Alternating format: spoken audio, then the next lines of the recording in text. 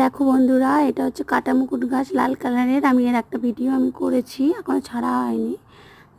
তোমরা দেখলেই বুঝতে পারবে। এটা এখনও ফুল আসেনি, আর একটাই ফুল এসছে। এগুলো আসলে নিচে ছিল, রোদে না থাকলে এই গাছে কিন্তু খুব একটা ভালো ফুল আসে না।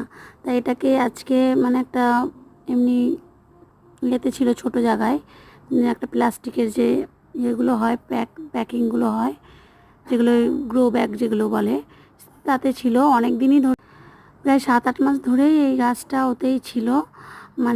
ইয়ে করা হয়নি এটাকে, বড় টবে দেবো করে আর হয়নি। টব থাকে না, অন্যান্য ফুল গাছ লাগানো হয়ে যায়। তো আজ বড় টবে দিচ্ছি। মাটি আগে থেকে আমি রেডি করে রেখেছিলাম। এইটুকু 60 মিনিটের ভিডিওতে তো সব দেখানো যায় না, তার জন্য শুধু লাগানোটাই দেখালাম তোমাদের।